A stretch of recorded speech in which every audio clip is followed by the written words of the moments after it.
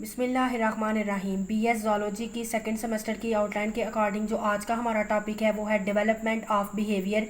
Animal behaviour का जो हमने चैप्टर स्टार्ट किया था उसमें आज जो हमारा टॉपिक है वो है डेवलपमेंट ऑफ बिहेवियर। इसमें हम क्या देखते हैं कि हम डेवलपमेंट देखते हैं नॉर्मल बिहेवियर पैटर्न्स की जो कि रिक्वायर करते हैं जीन्स को। जीन जो हैं वो कोड होते हैं फॉर डेवलपमेंट ऑफ स्ट्रक्चर्स और ऑर्गन्स के लिए जो कि इन्वॉल्व होते हैं बिहेवियर में। फॉर एग्जांपल जो हमारे पास लोकोमोशन होती है, हमारे पास नॉर्मल लोकोमोशन होती है वर्टिब्रेट्स की, वो रिक्वायर होती है उनके लिम्स के ऊपर।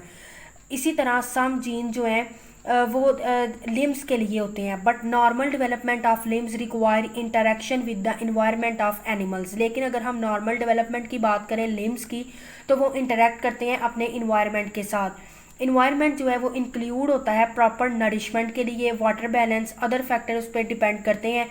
वो फैक्टर मेंटेन करते हैं नॉर्मल डेवलपमेंट को। उसके बाद नेक्स्ट हमारे पास है मैच्योरेशन। मैच्योरेशन क्या है? कुछ जो बिहेवियर पैटर्न्स हमारे पास अपीयर होते हैं वो बहुत स्पेसिफिक होते हैं डेवलपमेंटल स्टेज के लिए या उस टाइम में।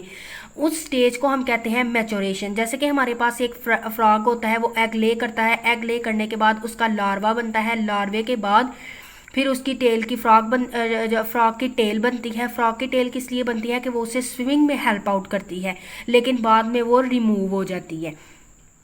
The development of nervous system and other structure is completely during maturation. जब एक ऑर्गेनिज्म कोई हमारे पास मेच्योर हो रहा होता है तो उसके अंदर उसका नर्वस सिस्टम डेवलप कर रहा होता है, अदर स्ट्रक्चर जो है वो उसके अंदर डेवलप हो रही होती हैं। Therefore the performance of the behaviour pattern improve, और इसकी वजह से हमारे पास क्या हो रहा होता है? बिहेवियर पैटर्न जो है वो इम्प्रूव करते हैं। इसकी एग्जाम्पल जो मैंने आपको पहले भी दी है वो टेल मूवमेंट है फ्रॉग के एम्ब्रियो में। टेल जो है वो डेवलप होती है जब एग हैच कर जाता है। एम्ब्रियो जो है वो embryo is present still in the egg membrane. Embryo जो है वो स्टिल एग मेम्ब्रेन के अंदर ही रहता है। उसे मूव करने के लिए टेल की ज़रूरत होती है जो कि इनसाइड द एग मेम्ब्रेन होती है। वो उसको वाटर में स्विम करने के लिए जो है वो ज़रूरी है। वो मूवमेंट कोऑर्डिनेशन करती है, इम्प्रूव होती रहती है, कोऑर्डिनेशन इम्प्रूव करती है within the time. These improve movement are due to maturation. और बाद में जो है वो फ्रॉग की लोकोमोशन जो है वो मेच्योरिटी की तरफ चली जाती है, तो उसको हम क्या कहते हैं कि अब ऑर्गेनिज्म हमारे पास मेच्योर हो गया है। नेक्स्ट हमारे पास आता है इंस्टिंक्ट और लर्निंग इंटरेक्शन। इंस्टिंक्ट और लर्निंग इंटरेक्शन क्या है? The inherited behaviour is called instinct behaviour. ऐसा इनहेरिटेड बिहेवियर जो कि अपने पेरेंट्स से ऑफ स्प्रिंग में ट्रांसफर हुआ है उसको हम कहते हैं इंस्टिंक्ट और learning interaction. The change of behaviour bye life experience is called learning. Instinct हम किसको बोलते हैं? जो बाय बर्थ या इनहेरिटेड हुआ होता है पेरेंट्स से ऑफ स्प्रिंग में। लेकिन हम लर्निंग किसको बोलते हैं? जो बिहेवियर हम सीखते हैं अपने लाइफ एक्सपीरियंस से, उसको हम कहते हैं कि ये हमने चीज़ लर्न की है। Many behavioural scientist have conclude that both instinct and learning are important in animal behaviour. जो बिहेवियरल साइंटिस्ट हैं वो ये कहते हैं कि इंस्टिंक्ट और लर्निंग दोनों इंपॉर्टेंट है एनिमल के बिहेवियर में। Interaction of inherited and learn component develop a number of behaviour pattern. जो इंटरेक्शन है इनहेरिटेड का और लर्न का, दोनों का आपस में इन कंपोनेंट का, ये बहुत ज़्यादा इंपॉर्टेंट है बिहेवियर पैटर्न्स के ऊपर। फॉलोइंग एग्जाम्पल है हमारे पास इंटरेक्शन ऑफ इंस्टिंक्ट और लर्निंग बिहेवियर की। यंग बॉबकैट्स, बॉबकैट्स हम कहते हैं बिल्ली के बच्चों को। तो जो यंग बॉबकैट्स हैं उन्हें हम आइसोलेशन में यानी कि अलहदा रखते हैं। They had no chance to catch live pray.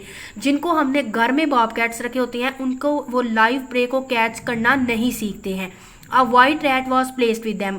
White rat को हमने उधर प्लेस कर दिया। They didn't attack it. तो वो बिल्ली बॉब कैट उसके ऊपर अटैक नहीं करते। They attack the rat only which it try to escape. वो उन रैट के ऊपर अटैक करते हैं जो कि वहां से एस्केप करने की कोशिश करता है। Their attacks were not efficient at first. Firstly उनका अटैक जो है वो इतना एफिशिएंट नहीं होता, लेकिन कुछ एक्सपीरियंस के बाद वो कैप्चर करना सीख जाते हैं कि उन्होंने उसको नेक से रैट को पकड़ना है और रैपिडली उसको पकड़कर किल कर देना है।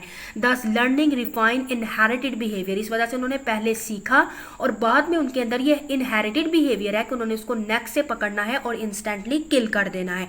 Learning occur during play with littermates under normal condition. The nut cracking behavior of squirrel. इसी तरह अगर हम squirrels में देखें यानी कि गुलहरियों में देखें कि वो नट को किस तरह क्रैक करती हैं, तो ये भी हमारे पास एग्जाम्पल है इंटरेक्शन ऑफ इंस्टिंक्ट और लर्निंग, यानी दोनों बिहेवियर इसमें आते हैं। स्क्विरल जो है वो क्या करते हैं, वो गुनाह करती है यानी कि ग्राइंड करती है, फिर वो प्रे करती है यानी थ्रो ऑन ग्राउंड। गनाह हमने स्क्विरल्स के लिए गनाह वर्ड यूज़ करते हैं ग्राइंड के लिए, यानी पहले वो उसको बाइट करती है, देन वो उसको प्रे करती है, यानी कि वो उसको ग्राउंड पे फेंकती है, फिर वो नट को ओपन करती है। Inexperience squirrels are not efficient. तो जो इनएक्सपीरियंस हमारे पास स्क्विरल्स होंगी वो इतनी एफिशिएंट नहीं होती हैं। They gnaw and pry randomly on the nut. Experience squirrel जो होंगी वो गुनाह करेंगी furrow on the broad side, वो उसको ब्रॉड साइड की तरफ से पहले उसको जो है वो बाइट करेंगी, then they insert their lower incisor into the furrow and crack the nut open. Then वो क्या करेंगी, जो एक्सपीरियंस स्क्विरल्स हैं वो क्या करेंगे, लोअर साइड पे अपने इंसीजर्स को यूज़ करते हुए उसमें थोड़ा सा क्रैक करेंगी, देन वो नट को ओपन करेंगी। उसके बाद नेक्स्ट वन हमारे पास आता है इम्प्रिंटिंग। इम्प्रिंटिंग हमारे पास जो है ये क्या है, इन प्रिंटिंग हमारे पास है the attachment of young animal towards an other animal और ऑब्जेक्ट। किसी भी यंग एनिमल का अपने जैसे दूसरे एनिमल की तरफ या किसी ऑब्जेक्ट की तरफ जो है वो स्टिमुलेट करना, उसकी तरफ से उसका अटैचमेंट हो जाना, उसको हम कहते हैं imprinting. The attachment is formed only during a specific critical period. ये क्रिटिकल पीरियड के दौरान ही अटैचमेंट हो सकती है। इस पीरियड में आफ्टर हैचिंग और बर्थ, यानी कि बर्थ के बाद या फिर हैच करने के बाद ही वो एनिमल जो है वो उसकी तरफ अटैच होता है। इम्प्रिंटिंग जो होती है ये रिवर्सिबल नहीं होती। Imprinting is are rapid learning process होता है। इट अकर विद रिइंफोर्समेंट, और ये किसी भी एनिमल को फोर्सफुली जो है वो इम्प्रिंट करवाया जाता है। कॉनरेड लॉरेंस ने जो कि 1903 में बर्थ उनकी हुई और 1989 में उनकी डेथ हुई, उन्होंने एक्सपेरिमेंट कंडक्ट किया गीज के ऊपर। गीज हम बोलते हैं डक को। उन्होंने गीज को इम्प्रिंट करवाया। वो कैसे करवाया, जो गूजलिंग्स थे यानी जो डक के बेबीज थे, ऑफस्प्रिंग ऑफ गीज थे, उन्होंने उसको क्या किया, followed him like there mother, उन्होंने उनको एज अ मदर ट्रीट किया। Imprinting occur in many species of birds, birds के ऊपर भी इम्प्रिंटिंग जो है, बर्ड्स की बहुत सी स्पीशीज के अंदर इम्प्रिंटिंग करवाई जाती है। दे यंग जो यंग वन होते हैं वो फॉलो करते हैं अपने पेरेंट्स को जैसे ही उनकी बर्थ होती है। They recognise their parents by imprinting, वो इम्प्रिंटिंग के थ्रू अपने पेरेंट्स को रिकॉग्नाइज करते हैं। Then parents let them to nest और टू वाटर, फिर उनके जो पेरेंट्स होते हैं वो उनको उनके घोंसले तक या उनको अगर वो डक के बेबी हैं तो वो उनको उनके वाटर तक लेकर उनकी मदर जाती है। Both visual and auditory cues are important in the imprinting system. Imprinting system के अंदर ऑडिटरी और विजुअल क्यू जो है वो बहुत ज़्यादा इंपॉर्टेंट होते हैं। जैसे कि आपको इस डायग्राम में नज़र आ रहा है कि ये मॉडल है डक का, ये हमारे पास डकलिंग यानी कि छोटा बेबी है। तो इसी तरह से वो जो डक के बेबी होते हैं उनको दिखाया जाता है कि बड़ी डक जो है उन्होंने इस साइड पे उसको ऊपर से जो है वो बाइंड किया हुआ है, और वो डक ये गोल गोल राउंड घूमता है। घूमने से क्या होता है, डक मूव करती है, डक के बेबी भी उसके पीछे पीछे मूव करते हैं। तो जैसे ही डक के बेबी छोटे जो हैं जो ऑर्गेनिज्म है, लाइव ऑर्गेनिज्म है, वो देखते हैं तो वो भी सेम एज ऐसे ही जो है वो किसी इंसान के पीछे या फिर वो अपनी ही मदर के पीछे जो है उसके पीछे पीछे उसको फॉलो करते हैं। तो इस तरह से जो ऑर्गेनिज्म है वो विजुअल या फिर ऑडिटरी सिग्नल्स के थ्रू बहुत बेटर तरीके से जो है वो समझ सकता है चीज़ों को। तो ये हमारा आज का लेक्चर था, बहुत ज़्यादा इंपॉर्टेंट है ये टॉपिक। ये लॉन्ग क्वेश्चन के हवाले से जो है वो पेपर में आता है ये क्वेश्चन। तो आप आज के मेरे इस लेक्चर को देखें, किसी को कोई कन्फ्यूजन है या किसी का कोई क्वेश्चन है तो आप मुझे कमेंट सेक्शन में मैसेज कर सकते हैं।